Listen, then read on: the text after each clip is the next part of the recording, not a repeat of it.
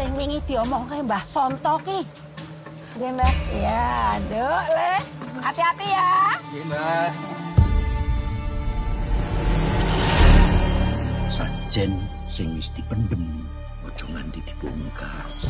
Berdoa menurut agama dan kepercayaan masing-masing. Berdoa dimulai. Kowe wis nglakoni apa yang Mas suruh? Sampun, Mas. Nah, ini bener.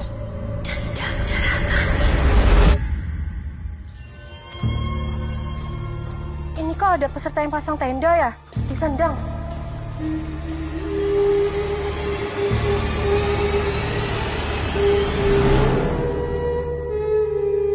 Ya pasti ini ada apa-apa.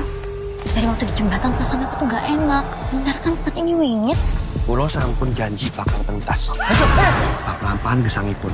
Ada yang mau asik sajen ini. Balik. Waktulah ke dada.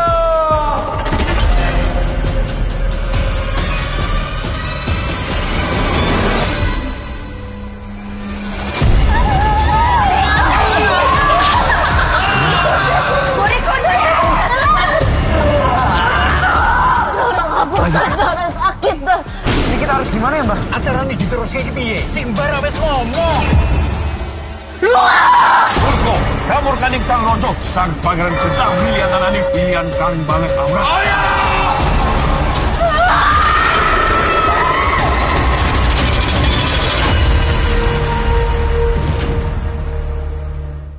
Dengan produser kreatif kita ada Bapak Sunar Samtani. Selanjutnya kita juga undang penulis skenario untuk film Kemah Terlarang Kesurupan Masal, Mbak Lele Laila. Selanjutnya penulis buku Kemah Terlarang Kesurupan Masal, ini dia Mas Wahid Nur Rohim. Dan juga tepuk tangan dong yang paling gede untuk sutradara dari film Kemah Terlarang Kesurupan Masal, Ginanti Rona. Baik, dan akan kita undang ini dia jajaran cast dari film Kemah Terlarang Kesurupan Masal. Yang pertama ada Dimas Jujur. Selanjutnya ada Azela Putri. Selanjutnya ada Nina Fitria. Kita juga ada Kalista Mercy. Selanjutnya ada Iqbal Sulaiman. Ada Bapak Landung Simatupang. Selanjutnya juga kita punya Zenia Zain. Ada Naila Purnama. Ada Kalista Arum. Fatih Undru. Dan juga Derby Romero.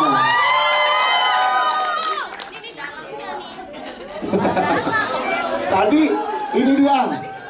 Tadi katanya ini semua karena Mas Heru, tapi giliran Derby dipanggil Mas Heru. Nah jadi gimana dia mau kemas sama Mas Heru? Terbagi dua kubu, bentar ya Pak, saya tanya dulu ya. Siapa yang mau kemas sama Mas Heru? Oke, saya coba. Udah jelas kalau. Tepuk tangan sekali lagi dong untuk seluruh cast dan kru dari film Kemah Terlarang Kesurupan Masal. Mungkin pertanyaan akan ke Pak Sunil Samtani. Pak Sunil, Rabi Film kali ini hadir dengan film Kemah Terlarang Kesurupan Masal. Ini pertama kali juga Rabi Film bekerja sama dengan Mbak Ginanti Rona sebagai sutradara. Boleh dijelasin Pak ke teman-teman media alasannya di film ini bekerja sama dengan Mbak Gita dan membawa film ini ke seluruh bioskop Indonesia di tanggal 10 Oktober nanti. Silakan Pak Sunil. Ya, pertama-tama terima kasih semua teman-teman media sudah hadir.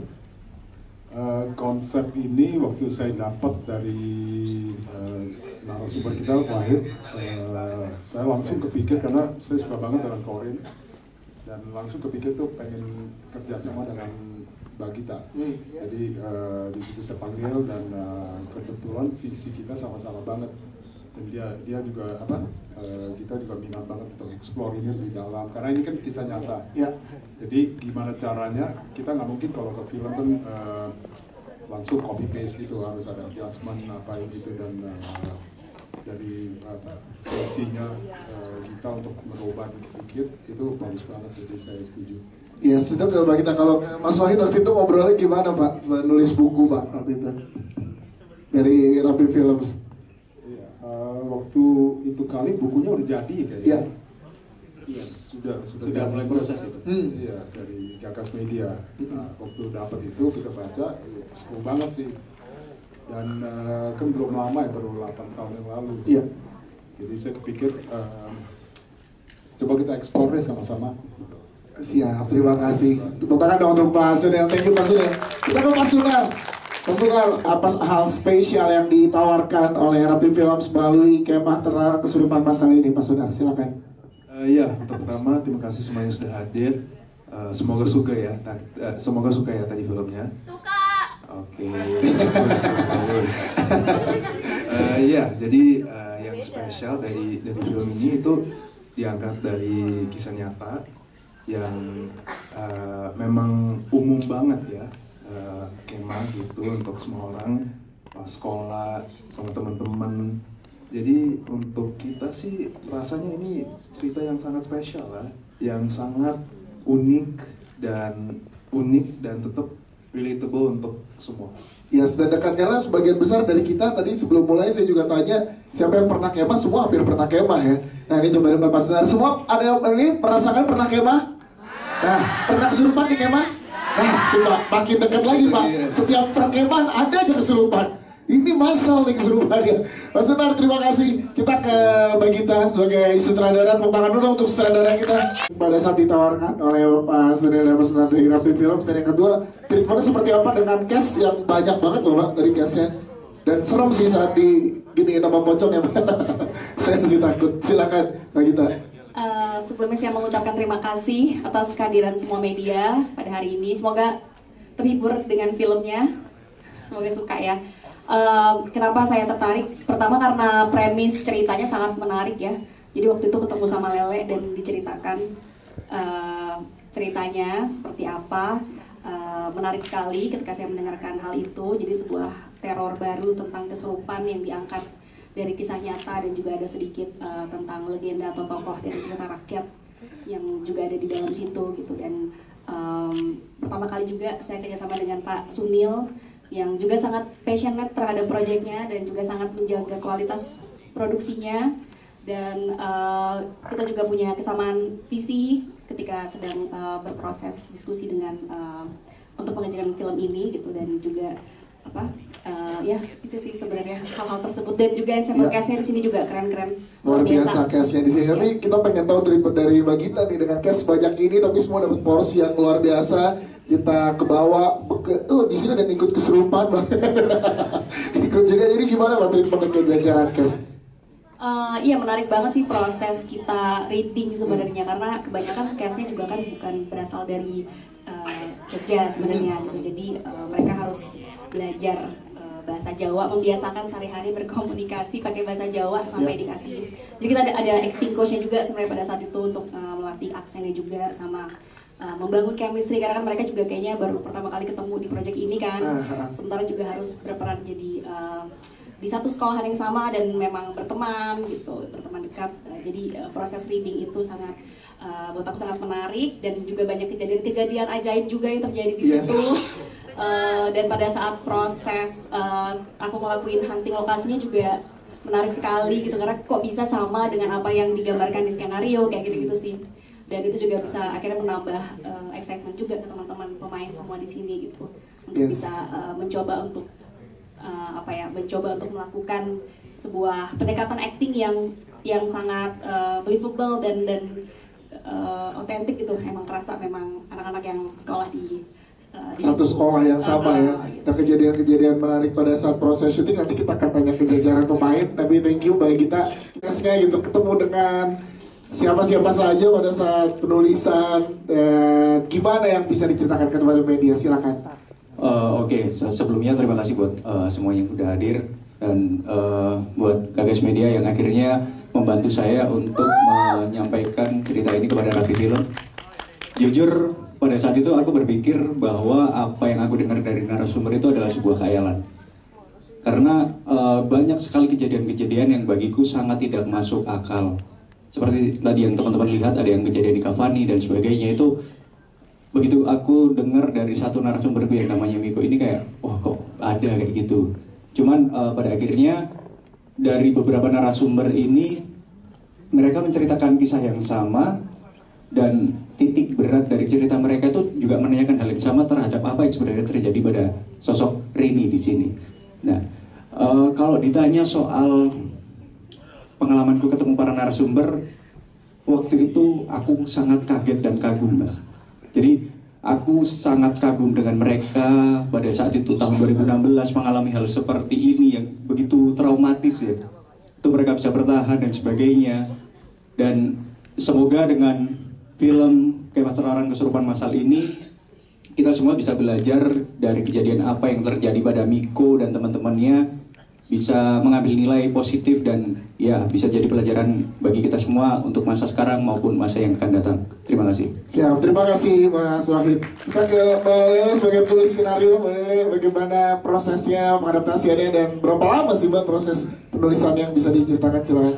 Waktu ditawarin Pak Sunil, Lele, ayo nulis film horor Pak. Iya, film horor. Pasti saya udah kayak, ya ampun, film horor lagi gitu kan. Terus tapi pas ketemu, terus oke, emang apa gitu. Terus ini dari kisah nyata gitu. Terus sempat ketemu sama Mas Wahid waktu itu langsung, aku mau langsung ketemu deh sama yang punya ceritanya. Terus ketemu sama Mas Wahid waktu itu di Jakarta dulu. Di Jakarta dulu, belum di Jogja. Waktu itu aku sempet mikir-mikir, bentar ya Pak Sunil, saya mikir-mikir dulu. Karena kan film horor, kalau misalnya sekarang banyak sekali kan film horor, aku sadar penuh bahwa harus ada sesuatu yang baru lagi, harus ada inovasi, harus ada hal yang dekat sama penontonnya gitu. Terus pas ketemu Mas Wahid belum kayak gampang gimana kalau saya ketemu langsung sama narasumbernya. Jadi kata Mas Wahid, balik ketemu aja dia langsung sama narasumbernya. Waktu itu ditemenin sama Mas Wahid, ketemu narasumbernya langsung ke Jogja dan didampingin sama Mas Mada sama Genta. Mereka tuh Mas Mada cukup ahli, pasti udah ada beberapa orang yang tahu Mas Mada ini cukup ahli tentang sejarah-sejarah khususnya di Pulau Jawa gitu. Jadi waktu pas ketemu sama narasumbernya, terus sama aku sama Mas Mada, ada banyak pertanyaan yang kita penasaran kan. Aku makin penasaran sampai ada satu titik di mana dia jawab sesuatu, terus aku sama Mas Mada cuma lirik-lirikan, anjir ini yang dari tadi kita pikirin, jangan-jangan ini kisah di baliknya gitu, yang diceritakan di film ini. Jadi itu tadinya tuh sempat belum ketemu ya titiknya ya, jadi kayak sebenarnya apa sih kisah di baliknya gitu, tapi begitu kayak ketemu sama Mas Mada udah mikir kayaknya ini ada hubungannya sama si ini nih karena tempatnya di sana gitu. Terus pas ketemu sama narasumbernya awalnya kayak menutupi gitu kan, terus tapi kita tanya sampai ada satu titik kita kayak shit ini seru banget belakangnya gitu. Jadi akhirnya aku langsung datang ke Pak Sunil, oke Pak, saya ambil proyeknya, kita mulai nulis. Wow, berarti Mbak Lele tepuk dong sampai harus datang ke narasumbernya Lele lagi gitu demi datang gitu. Jadi kalau proses nulis sih kalau saya bilang lama pasti pada nggak percaya karena ini saya tahu nih udah film saya keberapa orang kan, jadi kayak gak mungkin kayak wah ini lama banget gak mungkin saya bohong kayak ini lama banget gak juga, tapi proses yang paling menarik dan cukup menguras energi adalah proses mencari tahu barengan sama Mas Wahid. Jadi kayak biar pas nulis tuh kayaknya udah lebih cepat, udah lebih dekat sama cerita. Demi menyuguhkan pengalaman berbeda lagi ya dalam prosesnya ya. Thank you. Semoga ada pengalaman berbeda. Ada dong, gimana coba, ada nggak tadi beda nggak? Pada kamu camping habis ini. Ntar deh berkemah. Thank you Mbak Lele. Sekarang kita ke jajaran cast dimulai dari Pak Landu kerjasama dengan jajaran cast yang lainnya nih Pak. Bisa kita lihat gimana pengalaman proses produksi bersama cast-cast yang luar biasa ada di sini juga Pak Landu. Ya, terima kasih. Saya Landung Simatupang. Landung itu nama Jawa, Simatupang itu marga Batak. Bapak saya Batak, ibu saya Jawa, saya lahir di Jogja dan seumur-umur tinggal di Jogja. Jadi ketika pertama kali saya mendapat skrip itu Mas, skenario itu, saya langsung menebak, oh ini di sini tempatnya, ini tokoh-tokohnya ini, gitu. Karena di Jogja tempat itu saya nggak bisa sebutkan di sini, sangat dikenal juga cerita tentang itu, yang tadi sudah teman-teman lihat di cerita ketoprak itu, di teater itu memang ada di sejarah di masa Amangkurat pertama. Tapi yang menarik bagi saya dalam proses ini adalah bahwa ternyata anak-anak muda yang katanya manja, katanya nggak mau bekerja dengan keras, nggak rajin.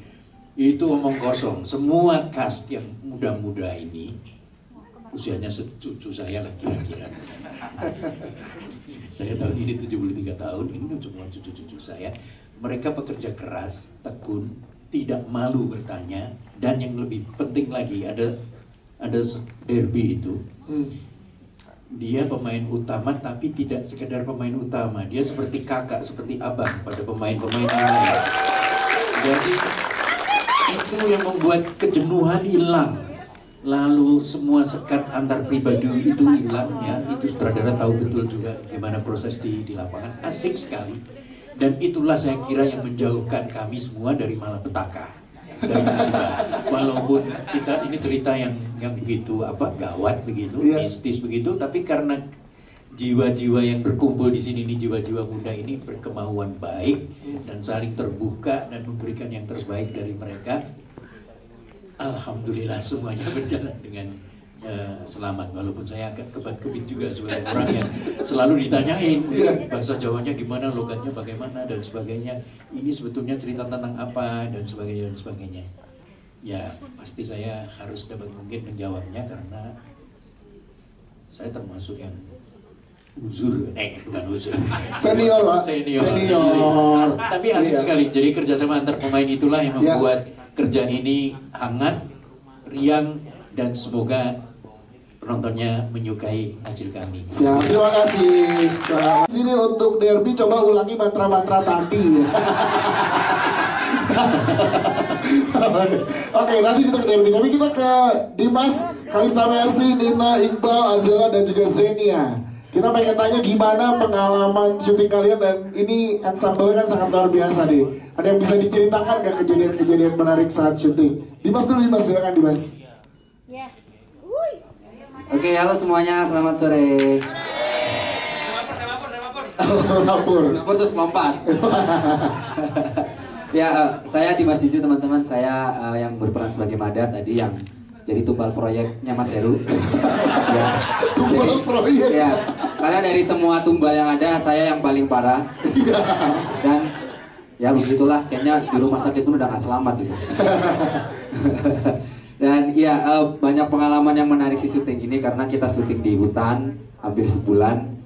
Betul kata Pak Landung tadi, kita nggak ada komunikasi lewat sosial media karena kita harus ngomong langsung, syuting di hutan, nggak ada apa-apa, yang ada malah demit-demit yang menemani kita. Tapi ya untungnya dari kita semua nggak ada kejadian sampai parah ya.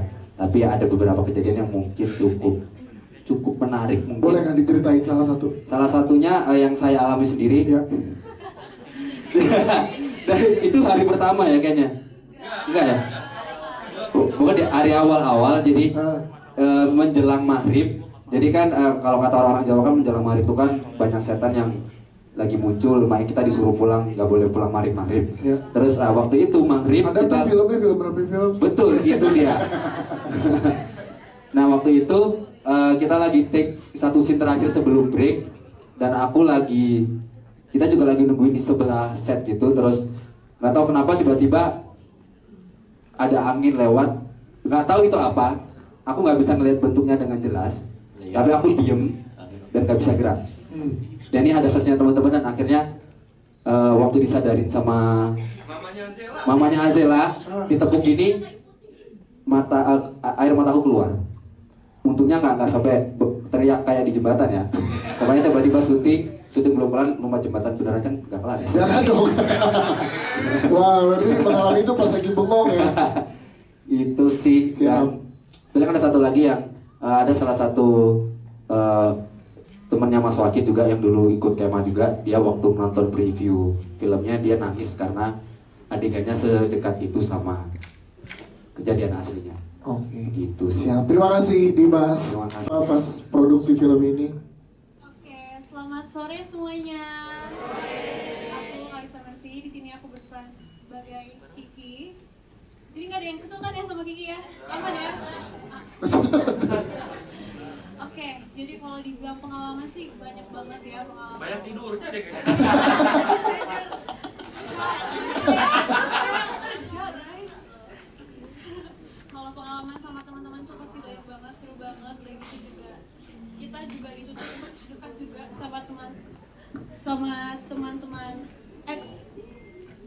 Terima kasih Mbak Agil. Silakan. Kita juga harus dituntut untuk dekat terus dengan teman-teman ekstras juga karena kita juga sama peserta di sana.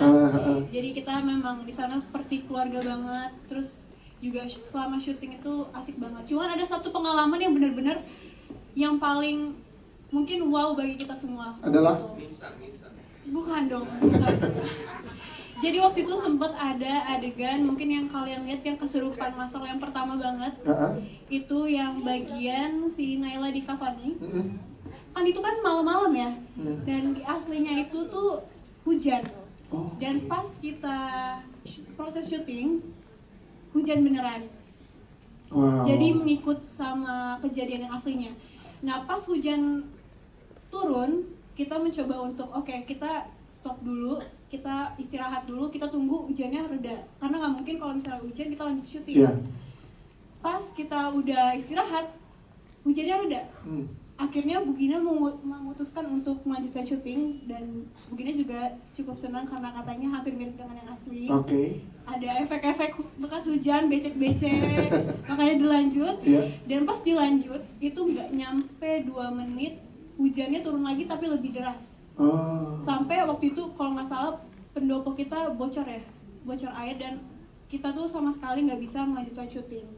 Nah pas di sana tuh ada kejadian yang benar-benar ada buktinya. Jadi kita di sana tuh foto pakai jas hujan dan lain sebagainya dan pas kita lihat kembali fotonya dan kita zoom ternyata ada satu cowok pakai kain jarik. Nah kalau kalian lihat tadi kan ada sosok yang pakai kain jarik kan yang prajurit ya.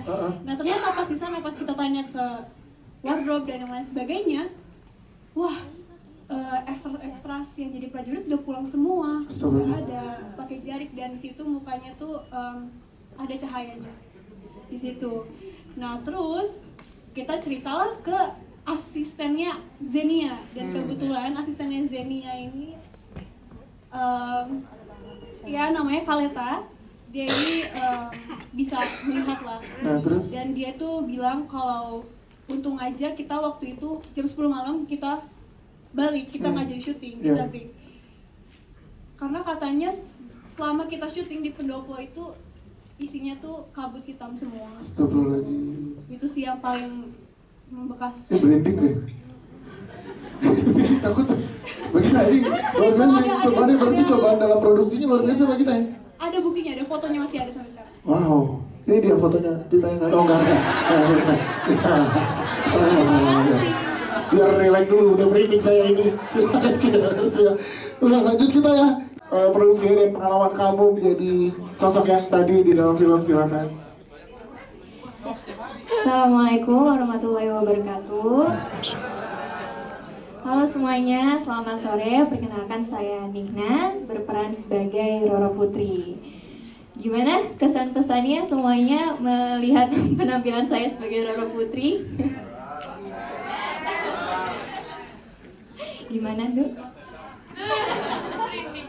Tiba-tiba di pangkuan gitu, nyari siapa Dok? Ya. Kaget, ya ada. Lanjut boleh. Jujur, alhamdulillah selama proses syuting aku sama sekali nggak mengalami hal-hal aneh ataupun yang mengerikan gitu ya. Mungkin yang bisa aku ceritakan ini kali ya, ketika aku berperan sebagai Roro Putri, aku nggak tahu kenapa dari awal aku casting, aku tuh ketika memainkan dan berusaha untuk memasukkan karakter Roro di diri aku, nggak tahu kenapa air mata aku tuh selalu jatuh. Kayak bener-bener gak bisa berhenti nangis dari awal, padahal baru casting gitu ya. Aku belum secara penuh tahu karakter aku itu seperti apa dan bagaimana latar belakangnya, kisahnya. Tapi aku udah rasanya tuh sedih banget. Kayak ada energi yang datang ke kamu untuk sampai di situ gitu ya. Betul, energinya tuh bener-bener langsung nyampe ke aku. Aku nggak bisa berhenti nangis. Bahkan Kacut, tim casting tuh kayak, kok kamu nangisnya kayak gini sih gitu. Aku nggak bisa ngejelasin karena bener-bener datang aja gitu rasa sedihnya. Bahkan sampai ketika aku syuting pun rasa sedihnya tuh selalu nyampe ke aku. Kayak aku nggak perlu berusaha untuk memfokuskan diri bener-bener fokus, langsung ada aja, air matanya langsung jatuh aja. Wow, terima kasih, tepuk tangan dong untuk ceritanya, thank you. Kita geser ke Iqbal sebagai teman yang paling setia kawan ya nih, kayak lo nih. Gimana Pak, boleh ceritakan dong proses pengalaman syuting sama Fatih, sama Derby dan lain-lain. Assalamualaikum teman-teman. Waalaikumsalam. Gimana ya, kita kalau sama Bang Derby, sama Fatih kita banyak bercanda. Jadi kita nggak pernah digangguin. Tapi lo ngalamin apa kalau lo sendiri? Syukur alhamdulillah kita nggak mengalami apapun itu, cuman Kalau tidur aja Kata-kata nggak keluar-keluar. Gimana mau digangguin ya? Cuman yang seru adalah kita menyaksi Iqbal dan teman-teman dulu, mungkin ada beberapa di sini yang menyaksikan kalau ada teman ekstras kita lagi standby teh. Cuman ada tim Telco, bersyukur banget tim Telco bisa menangani itu, Pak Cut dan Kak Suri di sana membantu untuk menangani ekstras yang kita pikir dia sakit. Tapi kesurupan. Itu dia. Selesai diobatin, kita lanjut lagi sebagai tag, tiba-tiba di basecamp ada yang kesurupan lagi. Ya itulah yang kita alami. Wow. Tapi syukur alhamdulillahnya teman-teman pemain yang cowok-cowok sih nggak mengalami apa-apa. Hampir ya? Oh ini hampir. Mas hampir ya tadi hampir. Iya. Oh, berarti ada beberapa ekstra setelah kita yang ini kesurupan juga gitu. Kesurupan beneran ya? Wow. Luar biasa Bang, thank you ya Bang. Luar biasa peran Iqbal yang ada di sini. Tepuk tangan dong. Bisa di-share nih. Silahkan. Halo semua.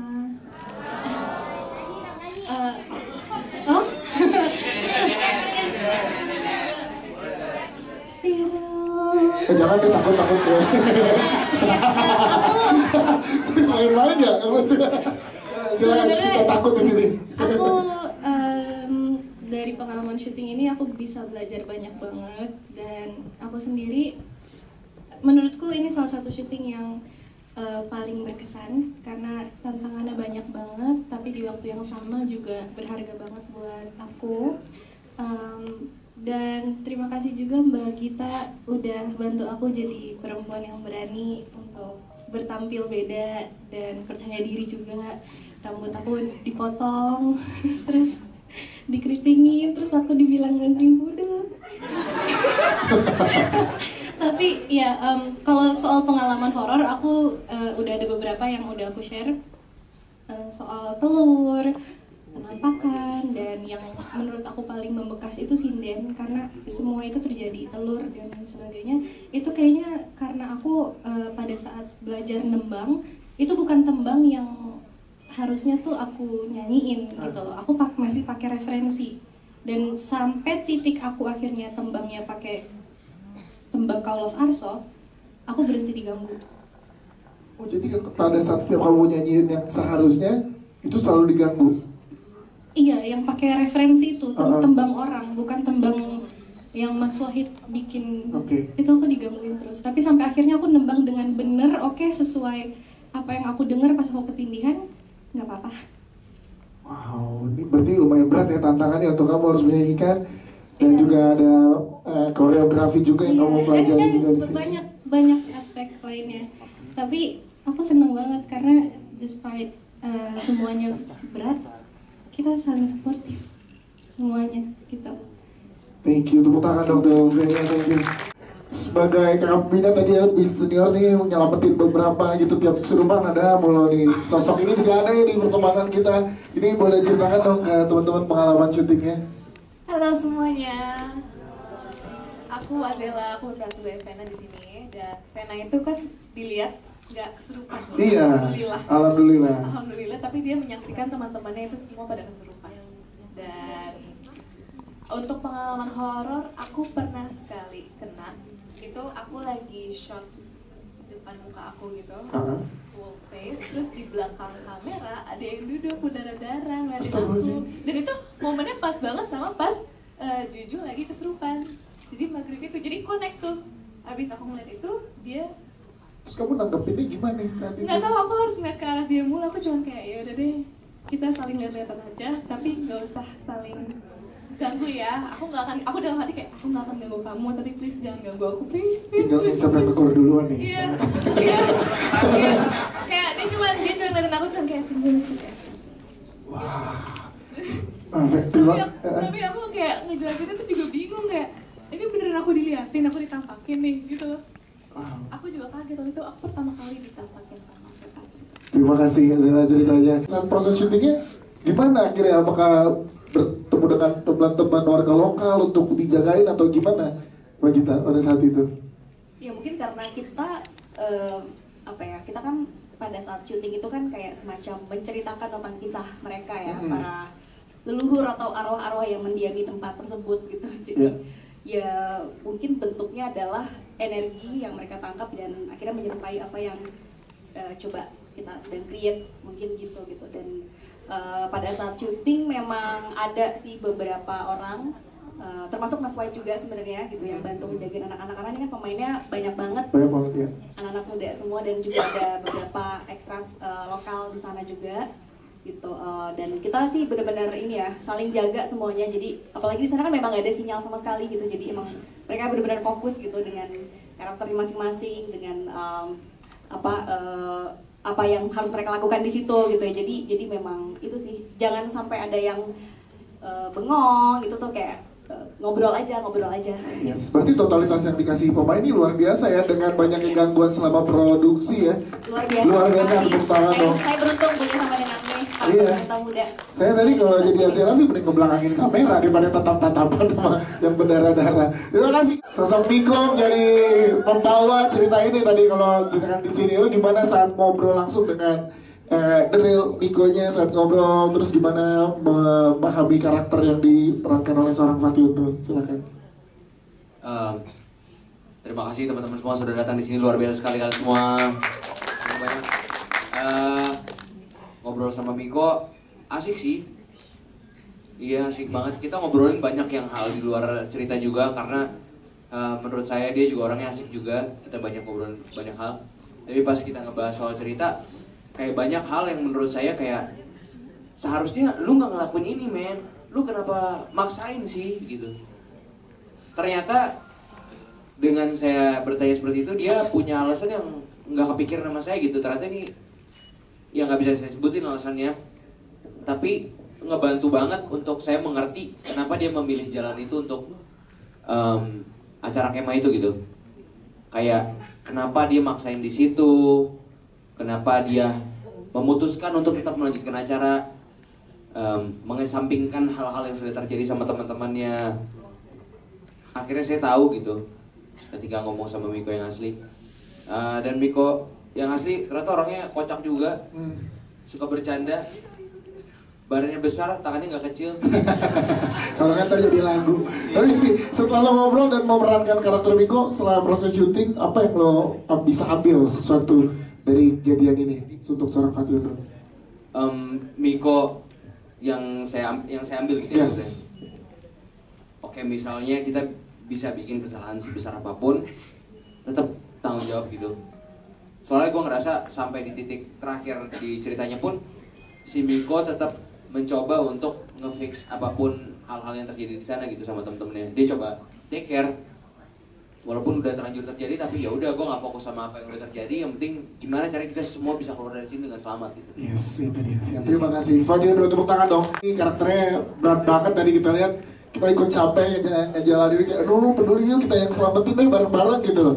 Ada kebetulan itu, gimana kamu nge-build karakternya dan juga bikin chemistry sama teman-teman yang lain? Halo semuanya, aku Kalista di sini berperan sebagai Rini. Aku mau ceritain yang awal ketemu dulu kali. Boleh, ya sama silakan. karakter Rini asli ya. Iya. Jadi aku senang banget dikasih kesempatan untuk bertemu dengan karakter Rini yang asli. Walaupun aku dikasih taunya pas hari H banget sama Mas Wahid, tiba-tiba kayak kita hari ini mau ketemu ya sama Rini asli. Oke, belum siap-siap apa-apa.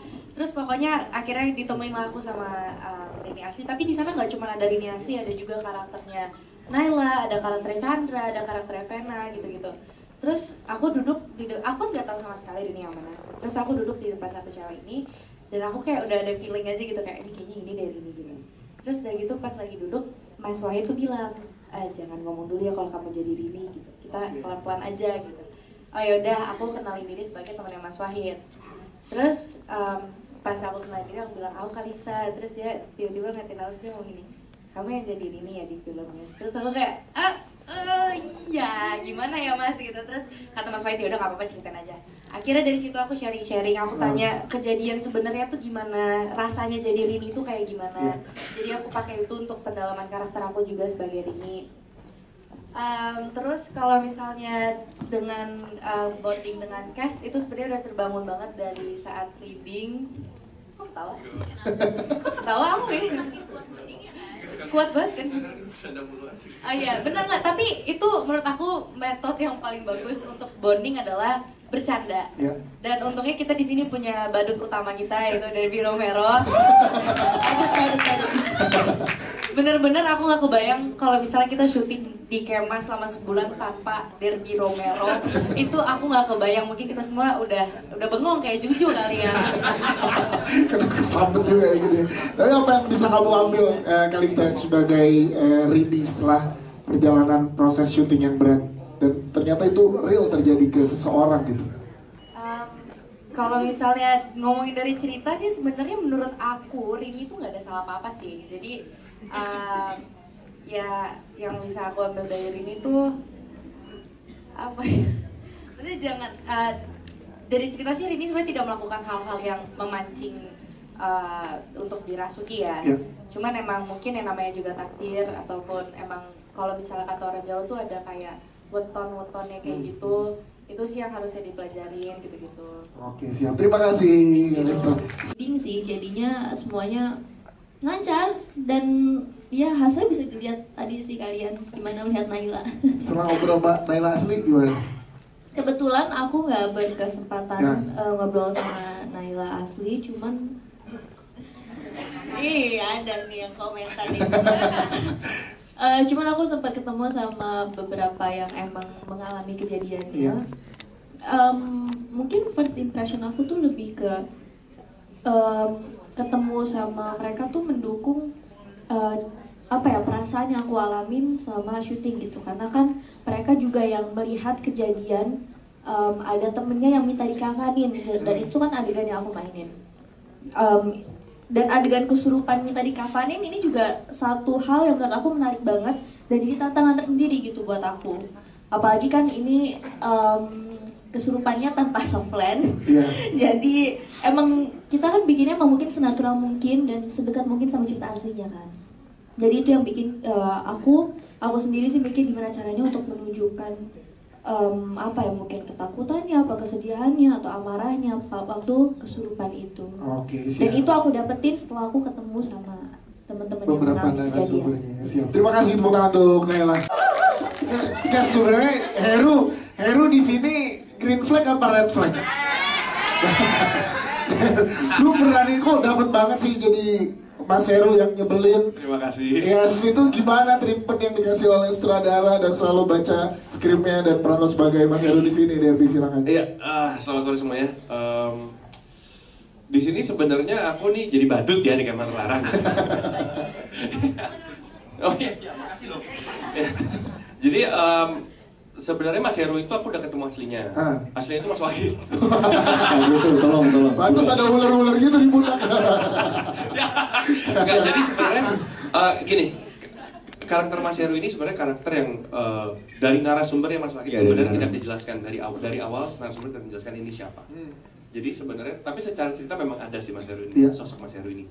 Dari awal kebetulan pada saat aku ditawarin karakter aku udah tertarik banget dari skripnya. Terus ngobrol sama kita juga ada background karakter, historinya si Mas Heru ini yang menurut gue justru bikin gue sama kita jadi juga lebih mudah untuk mendesain karakternya waktu gitu ya. Dan memainkan Heru itu menurut gue seru banget gitu, karena menurut gue dia karakter yang lumayan kompleks dan ada layernya. Dimana sebenarnya di awal dia adalah kakak pembina yang dilukap sama adik-adiknya gitu. Kebetulan gue sebenarnya paling muda kan memang. Betul, terlihat. Kita paling muda kan. Terus jadi begitu pas memainkannya memang seru banget karena dia punya gradasi karakter menurut gue lumayan kuat gitu sampai akhirnya nyampe di ending gitu ya. Mungkin yang udah nonton pasti ngerti. Dan memang ini karakter yang menurut gue tantangannya banyak gitu. Selain dari gradasi karakter, juga dari bahasa Jawa gitu. Iya. Karena di sini gue harus bisa bahasa Indonesia dengan aksen Jogja, bahasa Jawa sehari-hari, dan kromo inggil. Yes. Kebetulan gue beruntung banget dari Prep sudah banyak dibantu diajarin bahasa Jawa sehari-hari dari teman-teman yang memang teman-teman gue dari Jogja dan dari acting coach kita waktu itu band. Dan di lokasi gue berterima kasih banget ada Mas Wakit yang ngebantuin, dan tentunya Om Landung yang banyak banget ngajarin gue kromo inggil. Thank you Om Landung. Yo. Gitu sih. Siap, terima kasih tepuk tangan untuk Derby Royal. Thank you teman-teman cast.